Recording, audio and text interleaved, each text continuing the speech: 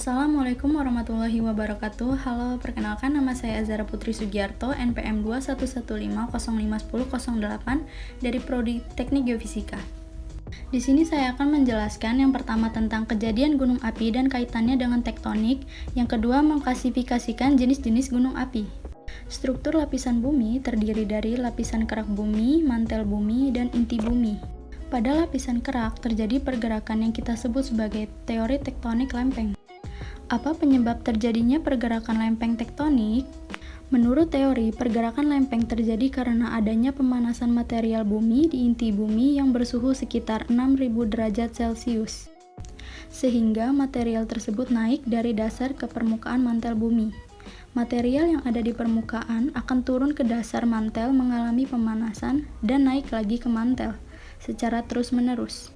Ketika lempeng bergerak, maka sebuah energi akan dilepaskan, yang kita kenal sebagai gempa bumi.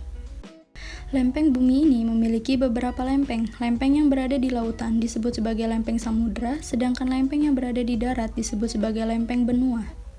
Ada 3 jenis pergerakan lempeng. Yang pertama, ada gerakan lempeng saling menjauhi atau yang disebut divergen. Yang kedua, gerakan lempeng saling mendekati atau yang disebut konvergen. Yang ketiga, gerakan sejajar berlawanan arah atau transform. Pergerakan lempeng ini yang kemudian menyebabkan adanya rekahan struktur lapisan tanah bumi.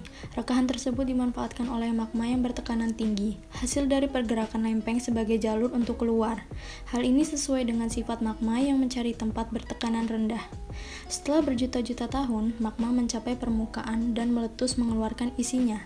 Magma yang keluar dari dalam bumi disebut lava ini selanjutnya mengalami pembekuan dan membentuk batuan-batuan beku. Tumpukan batuan-batuan beku inilah yang menjadi penyusun dari sebuah gunung api. Gunung berapi memiliki lubang yang berbentuk melingkar di daerah puncaknya yang biasa disebut sebagai kawah. Beberapa gunung berapi terbentuk karena tabrakan dua lempeng. Proses tersebut akan menghasilkan serangkaian gunung berapi.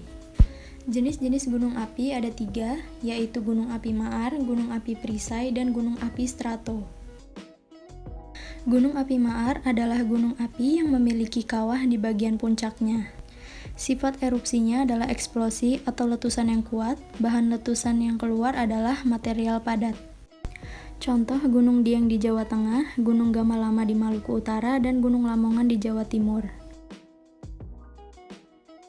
Gunung api perisai adalah gunung api yang memiliki alas yang luas dan bentuk lereng landai. Sifat erupsinya efusif atau lelehan magma. Bahan letusan yang keluar adalah lava cair dengan tekanan rendah dan dapur magma dangkal. Contoh Gunung Mauna Loa dan Gunung Mauna Kea di Hawaii, Amerika Serikat.